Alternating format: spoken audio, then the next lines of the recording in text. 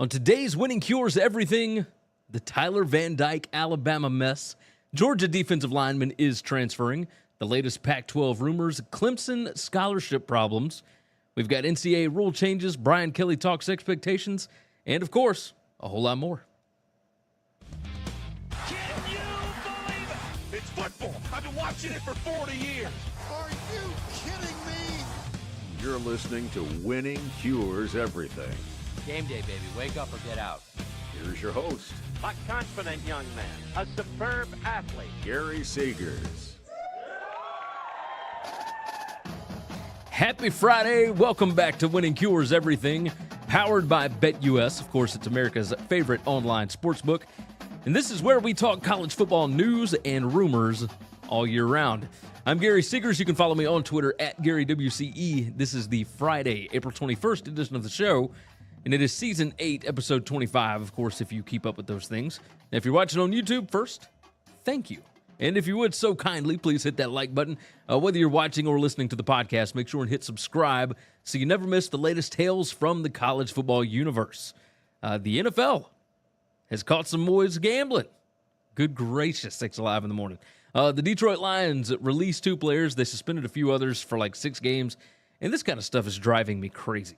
Right? For a league to take money from these gambling companies and yet have rules in place to where they're not allowed to gamble on other sports, like they didn't even get busted for betting on the NFL, from what I understand. Like this whole thing's just insanity. I get the idea behind it. You don't want to interrupt the integrity of the sport, right? But do we really think that these guys would make enough from whatever these bets are that it would diminish the integrity of the NFL game? Like, it's something that, I would imagine will need to be looked at going forward by old Roger and that bunch. But anyway, you guys are not here for NFL talk. We got to talk college football. First, though, note time. NCAA. Excuse me, not NCAA. The NFL Draft. The Winning Cures Everything live stream for the NFL Draft. Myself, Chris Giannini is making a return. And, of course, the Westlot Pirates boys. This Thursday, April 27th, make sure that it is on your calendar. Get you, some cool snacks or a bourbon drink. Be ready to laugh your way through the first round of the NFL Draft with us. The event has already been created on YouTube. Click the link, hit that notify button so you can join us live and have a good time during the first round of the NFL Draft on Thursday.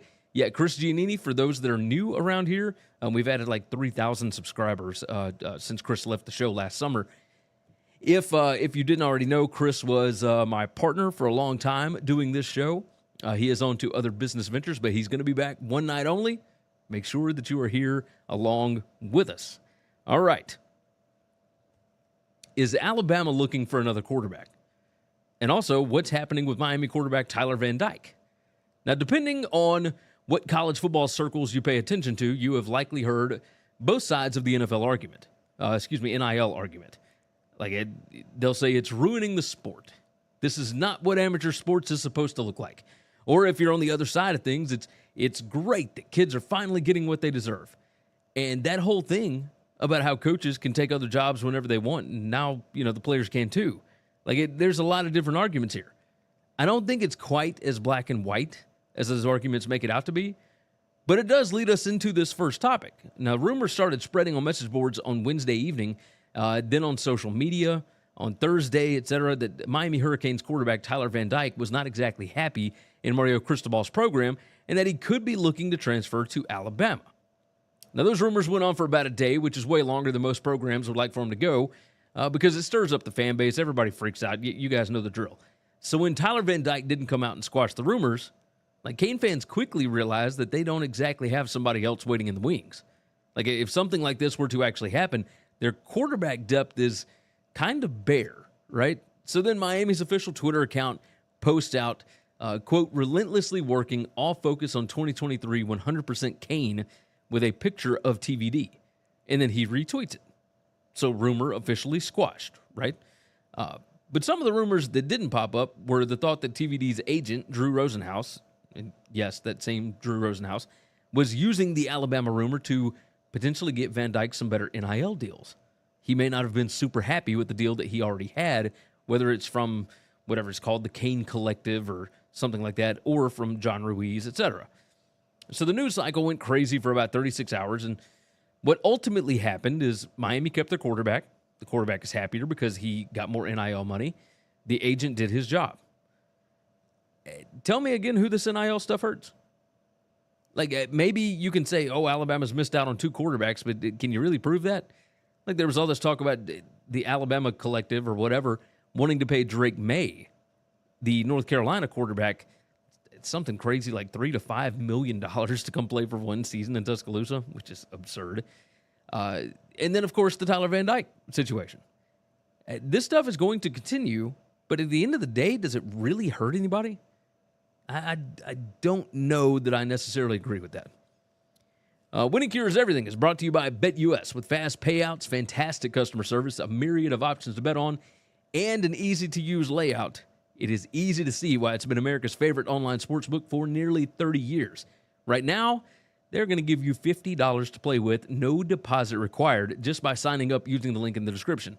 So take advantage of the deal. Get signed up over at BetUS, where the game begins. Now, staying on the transfer portal, Georgia defensive lineman Bear Alexander entered the transfer portal on Saturday after the annual Georgia G-Day game. And I think it's probably the worst-kept secret in the world. He's going to end up at USC. I mean, there's been talk that the player's dad was at the USC spring game, etc. This seems like a pretty done deal, but you don't want to just hop in the portal and immediately jump to another school. We saw that with the Oklahoma State offensive lineman. He hopped in the portal, immediately said that he was going to BYU. I mean, that is now a conference opponent. Things get a little squirrely there. But this is another situation that makes absolutely perfect sense. The kid played high school ball in Denton, Texas before he went to Georgia, which surprised pretty much everybody. Almost every crystal ball from summer 2021 had him going to Texas A&M. And, of course, he ends up in Athens somehow. He gets developed by some of the best line developers in the country and then realizes, like, wait a minute, I played 169 snaps last year. Pretty much all of it was in mop-up duty. That's 7th the most of the returning defensive linemen at Georgia. Like, yeah, we watched him show out in the national championship game, but Kirby rotates D linemen like Nick Saban used to. Like, in an NIL world, if you're not on the field a lot and you're not the priority, it can be hard to rake in those dollars. So Alexander will immediately become a starter in Los Angeles. He already has a year of SEC development, practicing for a year with the best defensive line in the country and arguably one of the best offensive lines. Like, this kid is going to dominate for USC. And it's the same NIL argument as always. Did he potentially leave a really good spot for more money? Like, maybe. But did he also put himself in a position to be a star on a team that's going to get a lot of eyeballs, but doesn't really have a ton standing in his way of being, potentially their best defensive lineman? Like, absolutely. I think it's a good move for USC, for the kid. Honestly, all it does is hurt Georgia's depth a little bit. And, I mean, you're going to see that these days. Like, kids are going to go where they have the best opportunity to play more. And for Bear Alexander, that appears to be in Los Angeles with Lincoln Riley. Moving right along. Yes. The Pac-12. Guess who's back? Back again. It's been a little quiet on the Pac-12 front, right? We all know now that it could be months before we hear anything on their media rights deal. But typically, people are not capable of just sitting still. They're not capable of keeping their mouths closed. Reporters have gotten so many conflicting statements from people directly involved in the process that, I mean, honestly, I wouldn't blame them if they've been hearing things but don't want to run with it. Like, it's been almost embarrassing for the conference. And I don't think anybody wants to put the Pac-12 in an even worse situation than they're already in. So, Jim Williams, if you followed my show, you should know him by now. He reported this on Twitter earlier today. He said, the only thing that I can confirm this morning regarding the Pac-12 media deal is Apple TV Plus wants the entire Tier 1 package and would use Pac-12 Network as their production arm. Prime Video is still there for a Friday night game. The linear partner remains the holdup. Now, this is similar to what we've been hearing for a while, right? The linear remains the holdup. So, Ion Sports just signed a deal with the WNBA, which means they are definitely in the market for live sports. But we've also heard from multiple anonymous sources that, seem to have a vested interest in what happens here, that they absolutely have to have some kind of deal with ESPN. They have to get the ESPN promotion because otherwise ESPN may not talk about them at all. They can't go without that exposure. The Big Ten is going to have to figure that out this season, right? They don't have a deal with ESPN, although that brand is so big it may not matter. Of course, ESPN is going to talk about Ohio State, Michigan, et cetera, right? I don't know that the Pac-12 can say the same. If the deal is with Apple and then Apple sells games to ESPN, is that a good enough linear option for Colorado and Arizona, which are the two schools most rumored to be leaving for the Big 12? Like, my thought process is no, because we've heard from multiple sources that exposure is as important as the money. Like, money cannot buy the exposure. Exposure can't make up for the money. Like, they got to have both of them to make it work. I'll tell you this. I think that the Pac-12 has to at least get a deal to where the schools get $24 million a year in their deal. Like, that's the number that I'm putting on it. And a big part of it has to be ESPN or Fox for the linear version. At $24 million, you can say, hey, like, that's only $7 million off of the Big 12 deal, right? Every Big 12 school is going to get $31 million off of their deal. But if the life of the contract for the Pac-12 is 5 years, and that's a short deal historically, that's putting every Pac-12 school at $35 million behind every Big 12 school after 5 years. Now, that's not including if every Pac-12 school has to pay back, $5 million to the distribution partner that overpaid them, Comcast, which again has not been mentioned really at all. But we'll talk about that in a second. I mean, that $50 million has to come from somewhere. If all 10 of the schools have to pay back $5 million, that's an issue. So if they do have to pay it back, and we'll guesstimate the $5 million, then we'll say that each school would roughly be $40 million behind every Big 12 school within 5 years. That is a chunk of change. Like, it's not the difference that'll be between Big 10 and ACC schools, but it's still very significant. Like, I don't know that they get there, and I don't know that even if they do get that money, that Colorado and Arizona end up sticking around. And by the way, as I just mentioned, as I was prepping for this, John Wilner just put out a news story that the two fired Pac-12 execs, Shukin and Willman, have filed a wrongful termination complaint against the Pac-12, and they are claiming that former Commissioner Larry Scott knew about the Comcast overpayments and told them not to say or do anything. Yikes. I mean, it just keeps getting better and better for our friends on the West Coast. I don't even know what else to add to it at this point. It's mind-blowing what they are going through over there right now. Just bananas. Ohio State offensive coordinator Brian Hartline, widely regarded as one of the best wide receiver coaches to ever grace this planet. He wrecked his ATV on his own property after consuming a few brouhahas the same night that the Buckeyes drew 75,000 people to their spring game last week. First off, of course, nobody should be operating a vehicle of any type after they've been kicking a few back. We know this. Hartline was hurt, had to be taken to the hospital, but he's okay. Now, this became a huge controversy with people that will, talk about recruiting and whatnot, and that's because some wonder if this is going to impact Hartline's ability to recruit at the level that he's been recruiting. Like, the questions. The typical, would a mama want to send her boy to play for somebody that gets drunk and goes driving? Like, that's kind of a narrow brush to paint with, but you get the idea. Like, I don't think this is going to have any effect on Hartline recruiting. Like, does anybody remember Pete Golding getting arrested for DUI back in February 2022? Like, Alabama signed the #1 recruiting class in the country this year in the same cycle. Now, Golding didn't have as much of a hand on this class. If you go back and look, he was only really the primary recruiter on like a couple of kids. One of them, I believe, was the wide receiver Justin Jefferson, one of the top JUCO kids in the country. But regardless, it didn't stop people from committing to Alabama. Hartline's ATV wreck is not going to stop kids from coming to Ohio State. And no, I don't believe Hartline is going to be moved to whatever the Ole Miss of the Big Ten is at the end of the season. I think everyone is just going to move past it. We're glad he's all right, but I would imagine this will continue to come up in talking circles, especially once all the spring football stuff is done, because people don't really have a lot of other stuff to talk about over the summer. It is what it is. All right, on the other side, we got to talk about Clemson's scholarship issues, the new NCAA rule changes that happened this week. ESPN released their FPI ratings. Brian Kelly talked expectations at LSU, and, hey, a whole lot more. Let's check out some things you should know about. Every Tuesday and Wednesday at 1 p.m. Eastern, expert game analysis only on the BetUS TV College Football Channel. If you haven't already, subscribe to the podcast on Apple, Spotify, or whatever's your favorite podcast app. And if your app allows it, leave a 5-star written review. Visit the Winning Cures Everything web store to get all kinds of football shirts, hats, hoodies, mugs, and more. Visit winningcureseverything.com/store to see what all we've added. And now, back to the show.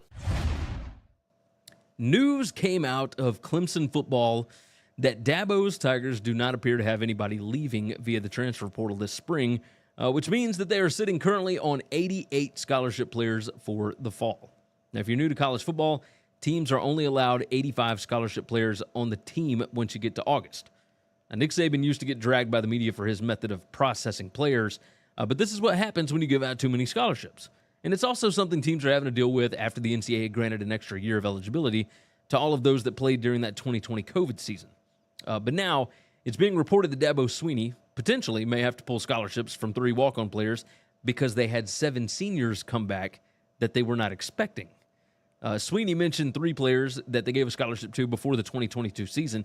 He said long snapper Holden Casperson, quarterback Hunter Helms, and running back Dominique Thomas. Swinney said, quote, "Those are 3 guys that came here as walk-ons, and all of those guys we felt earned scholarships. But in a situation like this, that is where you would have to start. Who knows, though, what's going to happen? We have until August. Somebody may leave. I don't know.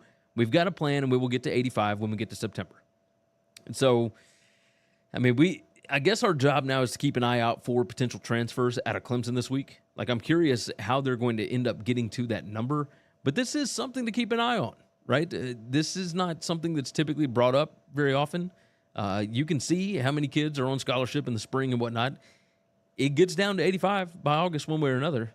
But, man, it really does suck that it ended up potentially being 3 walk-ons that were given scholarships and then had to have the scholarships taken away, right? It's just not something that you want to do as a football coach. All right, moving along, the NCAA announced today that the Playing Rules Oversight Panel, PROP, approved 3 rule changes. First, the clock will no longer stop when a team gets a first down. We knew about all of these, by the way. Next, teams will be prohibited from calling consecutive timeouts, so no more freezing the kicker and whatnot. And third, penalties at the end of the first and third quarter will be enforced on the next play of the next quarter, or the first play of the next quarter. So basically, no untimed downs other than potentially at the end of the half or at the end of the game. So the question, of course, how much is this going to affect the sport of college football? Like, we're going to get less plays in a game, basically. But to counteract that, I guess we're going to get more games in a season, right? Like with the expanded 12-team playoff, and at least from what I believe will soon be a 16-team playoff, at least for some teams anyway, right? You won't have as many snaps in the regular season. That is absolutely certain at this point.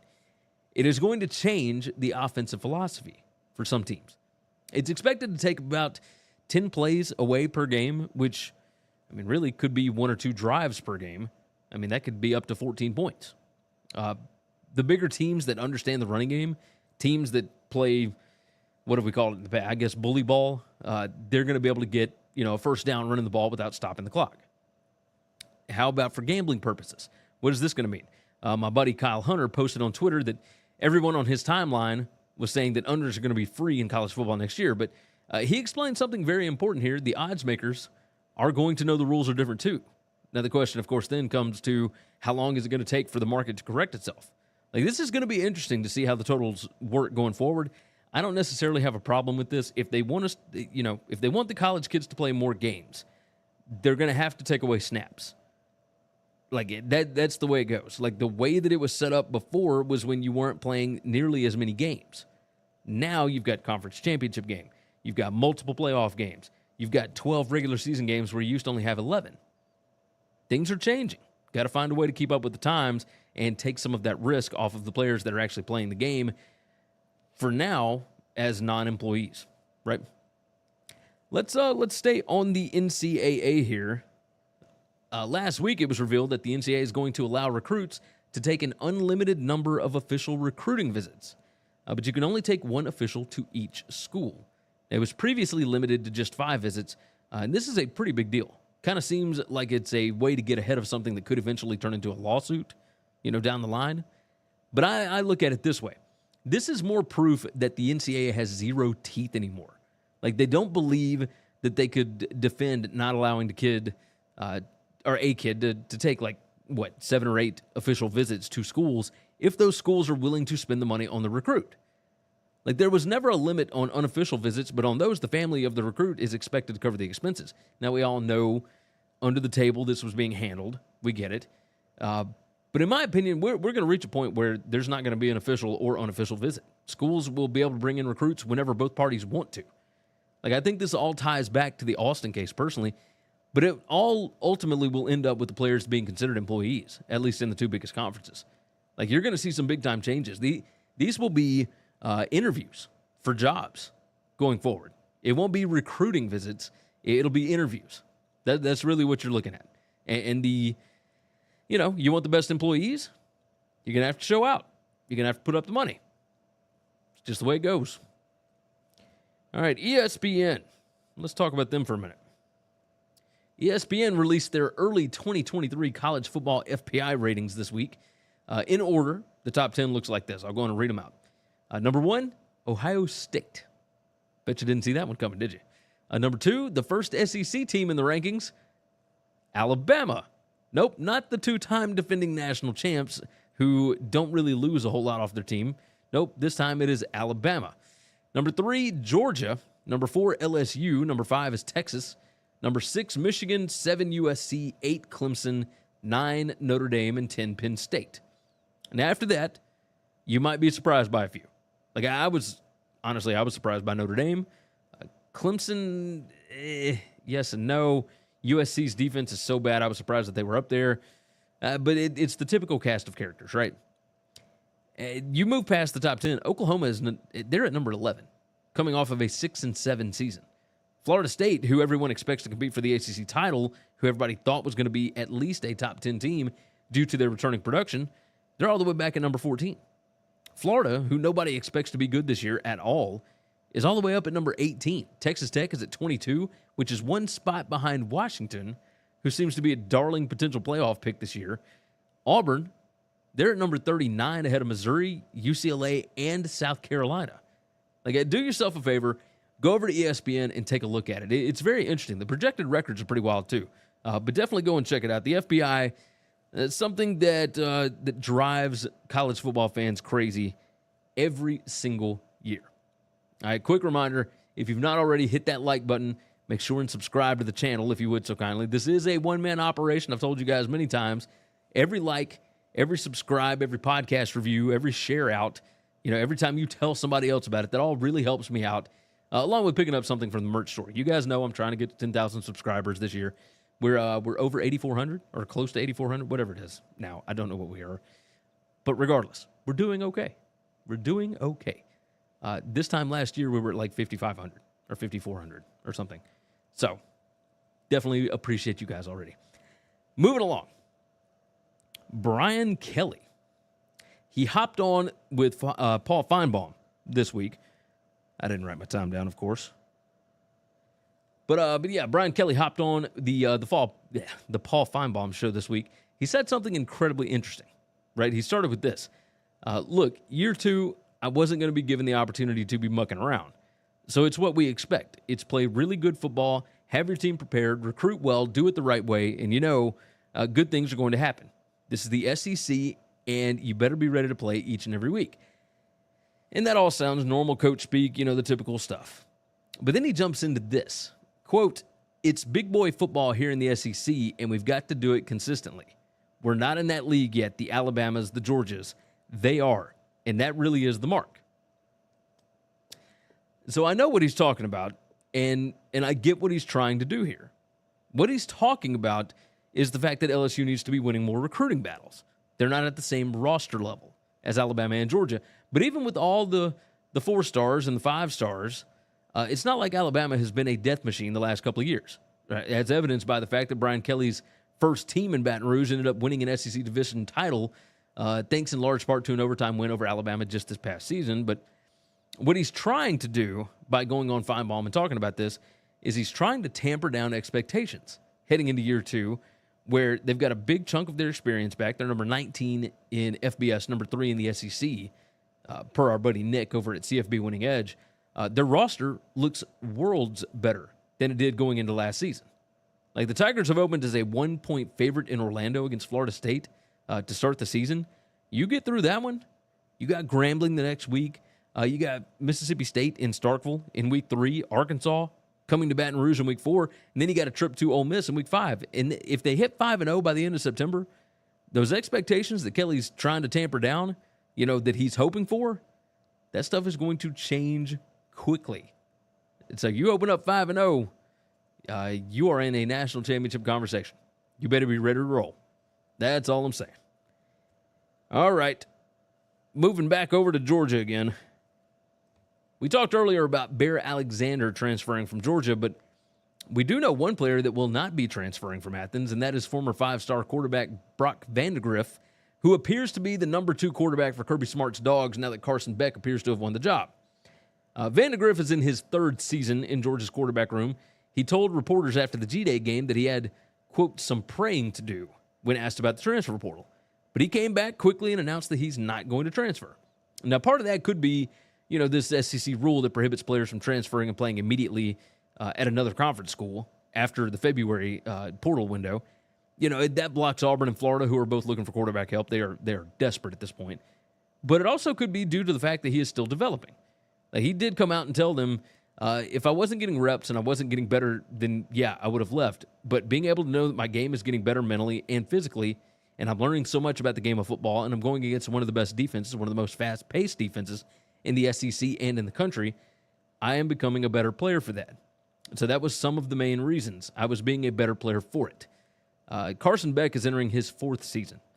Now, if he plays well, doesn't give up the job, and then decides to stick around for a 5th season, I would assume we're likely going to see Vandegrift head somewhere else before the 2024 season. But for now, everything's still good. Georgia still got their depth at quarterback, and you'd have to bet Kirby Smart feels pretty good about the way that things are heading into the 2023 season. We got one more thing that I want to hit on here. Is Nick Saban admitting that Georgia is ahead of Alabama?